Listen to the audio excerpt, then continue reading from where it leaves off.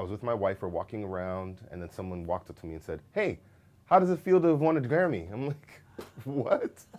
I won a Grammy? Behind every hit song is an undeniable beat. So why doesn't anyone talk to the drummer about it? We're getting behind the kit with some of the best drummers in North America. This is Drummer to Drummer. I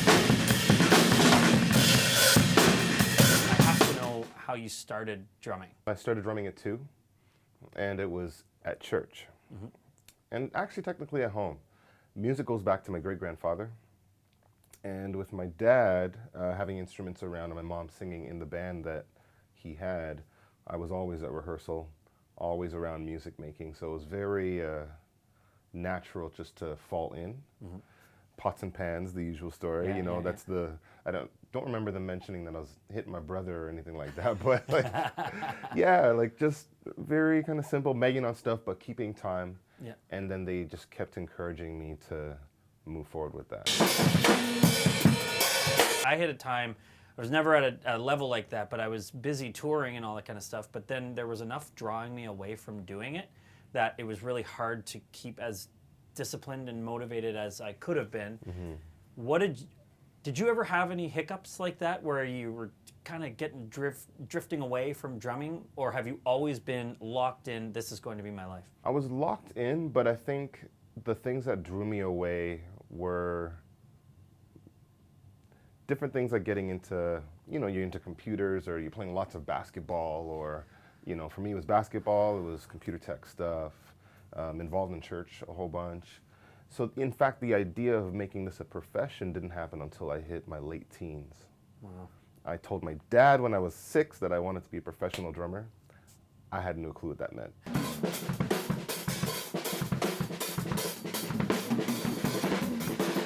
You've kind of taken it to a whole new level. You've won Grammy Awards.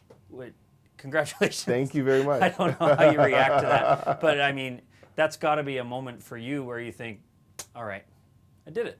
If we talk about the moment itself, the band had won technically 2 Grammys before the album that I had performed on that won a Grammy, which was Culture Vulture. Mm-hmm. And we were at the Ground Up Music Festival, the first year, I believe, of our music festival. And I was with my wife, we're walking around, and then someone walked up to me and said, "Hey, how does it feel to have won a Grammy?" I'm like, what? I won a Grammy? My wife's like, "Congratulations." I'm like, I won a Grammy? What?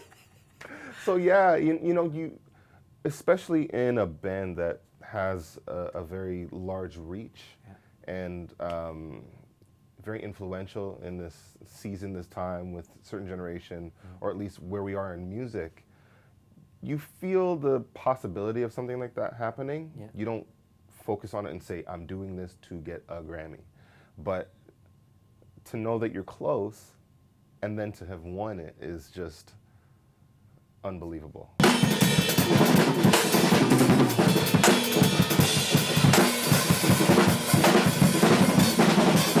How do you balance being on the road as much as you are and, having to travel just to be able to rehearse for shows because the Snarky's so far away? Mm-hmm. How do you balance a family life with a music life?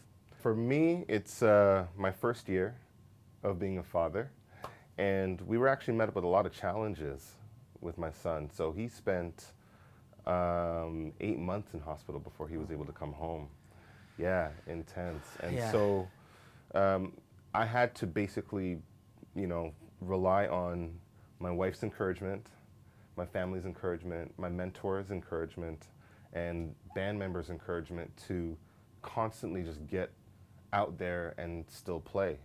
I didn't play for about 6 weeks after he was born because we were kind of just figuring everything out. And then my next show was at Kerner Hall here in Toronto, and my second show was at Carnegie Hall, which was my first time ever Carnegie. I've always wanted to play there, and I wasn't sure if my son was gonna make it, if I had to fly back right away, what was that gonna be like? And we're in New York, and so someone said, well, it's not too far of a flight. So anyway, story. At the end of the day, I've had to step back and understand, the enjoyment of making music, the job that it is to make music in my career, and what I bring to my family situation when I do go and work. Not only money, but what it does for me as a person, Yeah. how it fills me up, and then the kind of person that I bring back to my family once I do that thing that makes me feel fulfilled.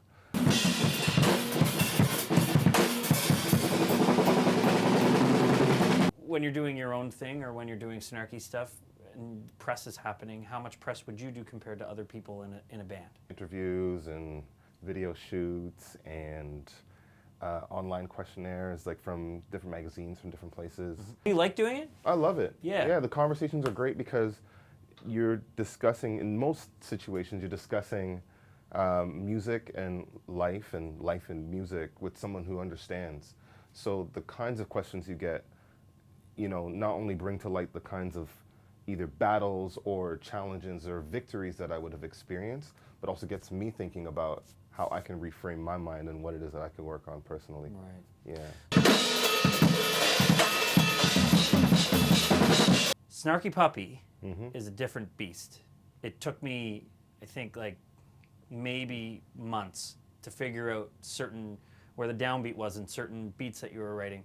How do you approach writing a song with Snarky Puppy? With Snarky Puppy, what happens is everybody in the band is a great writer, can produce, in most cases multi-instrumentalist. So Michael League says, we're doing an album.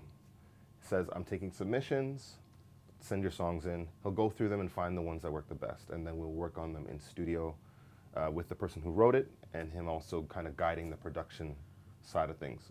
When it comes to the writing, though, he makes sure that he has a sit down with the person, the composer, and they go through the song until they are ready to hand it over to Michael so he can do with it what he wants to. So, you know, there's the writing, there's the arranging, and then there's the production.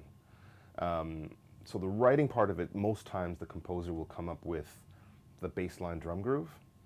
And then when we get into the arrangement side of it with Michael, he'll say, I'm thinking about something like this. And then with the production side of it, we start to manipulate the drum part to fit with whatever the vibe is, because the vibe might change, and we just go with whatever feels the best.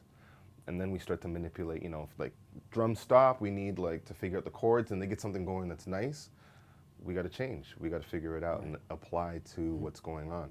The song's still the song, and the arrangement in terms of sections is where we're going, and the vibe has now changed due to the arrangement, or arrangement has now changed the vibe, whichever way you want to look at it. Yeah. And now we have to produce it. So that's where manipulating the drum beat comes in.